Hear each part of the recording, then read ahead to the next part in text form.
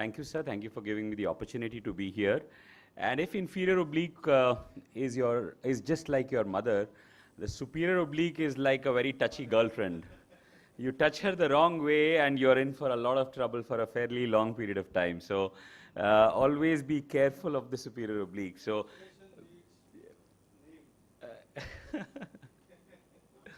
so yeah, it sure does. It was Dr. Santan Gopal who talked about, and who's given us a lot of other relationships of muscles also. So one of the among the indications would be an A pattern strabismus, a Brown syndrome, and in ipsilateral inferior oblique overactions. So superior oblique weakening procedures would be, again, one of the options of free tenectomy. Tenotomy is, again, you don't just let your girlfriend away just like that, lest she goes with someone else. So we don't prefer to do free tenectomies. We generally prefer to understand the action of the muscle and try and guide it to where it actually should be acting rather than where it currently is. So we have a thing called posterior tenectomy of the superior oblique. We'll just look at the way it acts to see where we can use it. Expanders, chicken sutures or tenopexies, and translational recessions. These are three broad groups of weakening procedures. To understand what we are going to do with the superior oblique, you need to see how it acts. It has a beautiful unique insertion of a fan shape which is almost 10 millimeters reaching very far posteriorly. So these posterior fibers are responsible for its depression and its abduction because they are posterior to the equator, and the anterior fibers are responsible for their encyclotorsion that they are doing. So that's what we are going to make use of when we are operating it. But the limitations are that recessions are usually not done because it changes the insertion, and you actually collapse the wide insertion, and you may not get the complete effect that you're looking for. Posterior tenectomy of the superior oblique first described by Preto Diaz, and it leaves the anterior torsional fibers intact. So where you have a superior oblique overaction which is causing a significant depression when it acts, or a downshoot, you can operate on the posterior fibers, just that. So that's what we'll see a video of. Superior oblique ideal through the superior temporal fornix incision. This is the superior temporal in the superior temporal fornix, you've opened the conjunctiva, you've reached the bare white sclera, and then you pass your hook parallel to the superior rectus.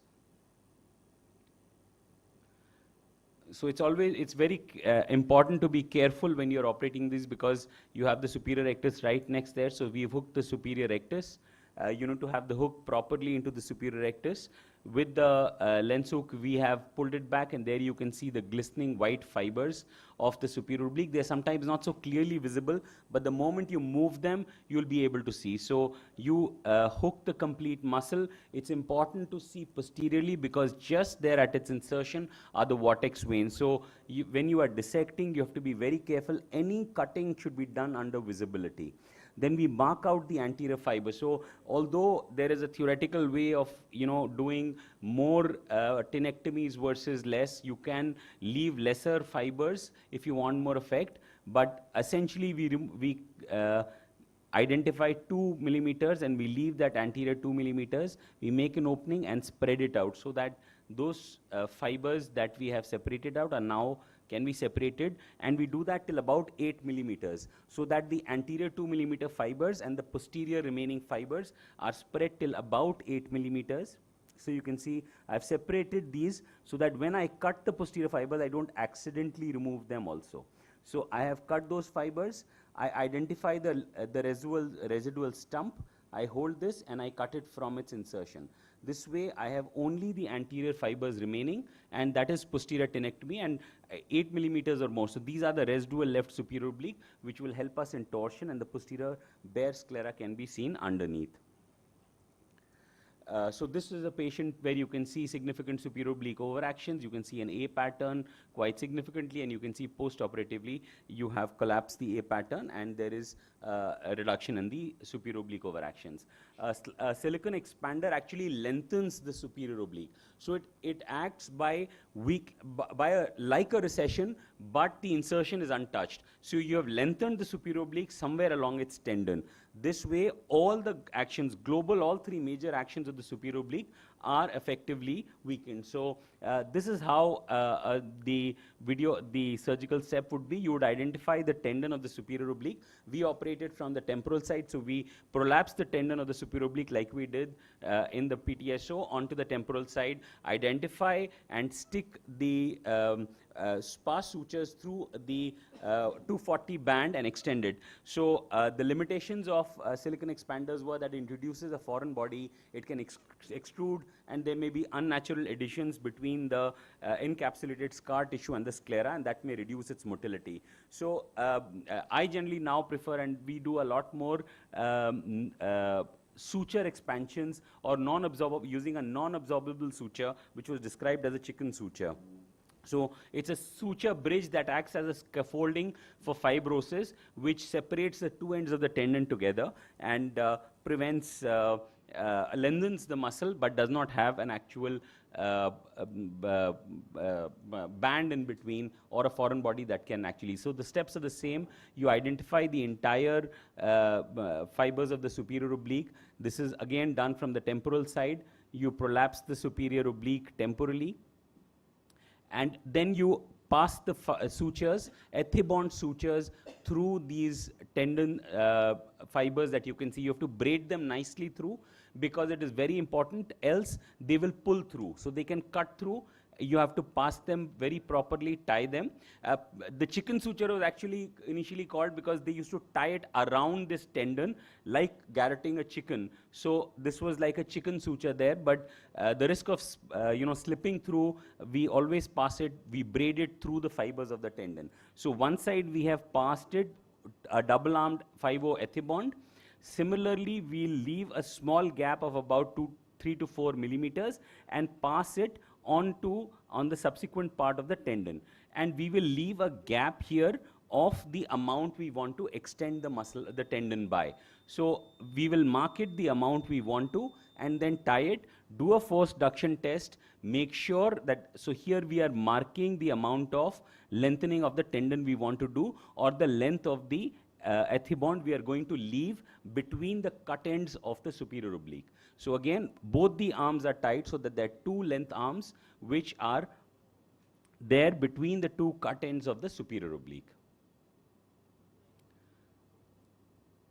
So this is exactly, so the two marks you can see on this side and similarly there. We will tie this up. We will do a 1.5 knot tie. It will be a temporary tie. We will do a force duction test because you want to know how much weakening of the superior oblique. So intraoperatively, you will take a call on how much weakening you are going to do. It just gets a little decentered, and that's an unfortunate thing in squint surgery because the resident thinks it's a cornea that we are always looking at. So, so similarly, we've passed the sutures, and we'll cut that muscle part, the tendon between these sutures. You have to be careful, of course, that you don't accidentally cut the sutures also. Otherwise, again, you will. So you can see it's a 1.5 tie, and I'm cutting it in between so that now it becomes lax. So the tendons have separated. These are the tendons.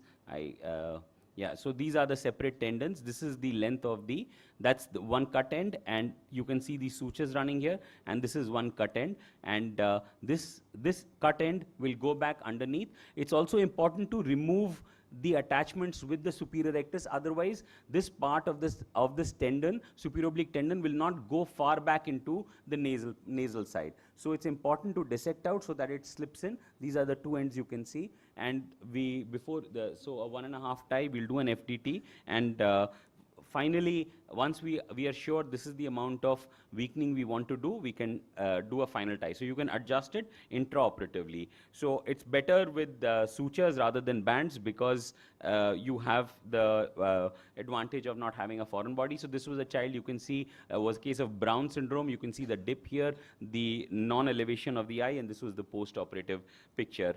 I won't show the video of the translational recession, but it's a very, very severe weakening procedure. Other procedures described would be selectively anterior tenectomies, where you only want to tackle torsion without tackling any vertical deviations. And like I said, we don't do free tenectomies, stenotomies. We do not prefer that. So always approach the superior oblique temporally. It's a little difficult and technically demanding, but it leaves the tendon free and its sheath so that you don't cause additions later on. Moderate overactions, posterior tenectomy, severe superior overactions, tight superior oblique Brown syndrome, expanders, translational recessions, or of course suture expansions. And both procedures have similar superior oblique weakening and reduction in the A pattern, more extortion by translational recession. Important muscle in down gaze, only operate if you feel it is essential, because it can cause a weakening in down gaze and cause a superior oblique palsy later on. Thank you very much.